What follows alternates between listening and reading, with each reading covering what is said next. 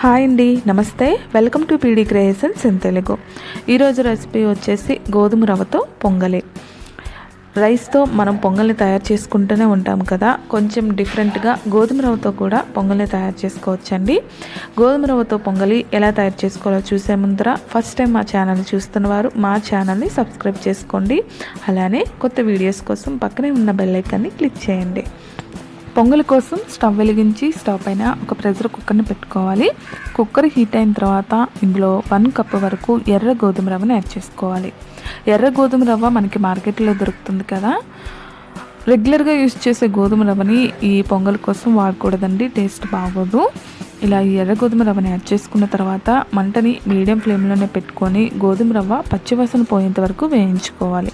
ఇలా వేయించుకున్న తర్వాత ఇందులో 1/2 కప్పు వరకు పచ్చి శనగపప్పుని యాడ్ చేసుకోండి. మనం తీసుకున్న 1 కప్పుకి 1/2 కప్పు వరకు పచ్చి శనగపప్పుని యాడ్ చేసుకొని 3 కప్స్ వరకు వాటర్ని యాడ్ చేసుకోవాలి.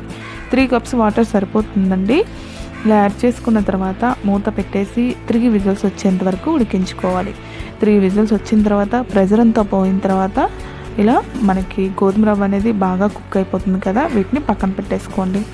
ఒక గిన్నె తీసుకొని స్టవ్ పైన పెట్టుకొని స్టవ్ వెలిగించి అందులో 1.5 కప్పు వరకు బెల్లాన్ని యాడ్ చేసుకోండి. మనం తీసుకున్న 1 కప్పు గోధుమ రవ్వకి అలానే 1/2 కప్పు వరకు పచ్చిశనగపప్పుని తీసుకున్నాం కదా, వీటికి 1.5 కప్పు వరకు బెల్లం సరిపోతుంది.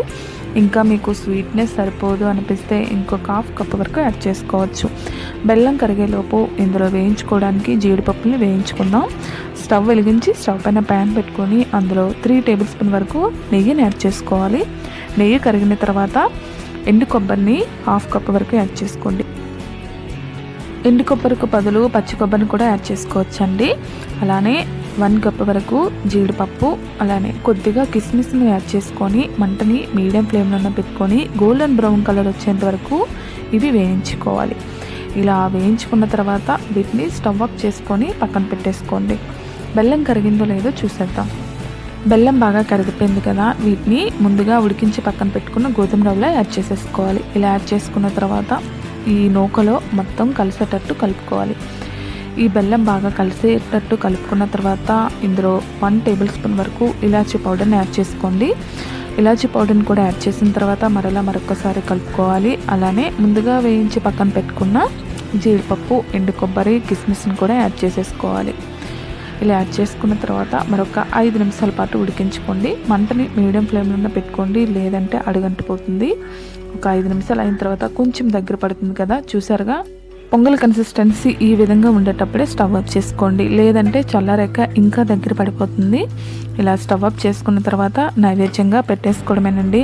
చాలా బాగుంటుంది. అలానే ఎప్పుడు రైస్తో కాకుండా ఇలా డిఫరెంట్గా గోధుమ రవ్వతో కూడా ఒకసారి పొంగల్ని ట్రై చేసేయండి. మీకు ఎలా వచ్చిందో మీ ఫీడ్బ్యాక్ని నా కామెంట్ రూపంలో తెలియజేయండి.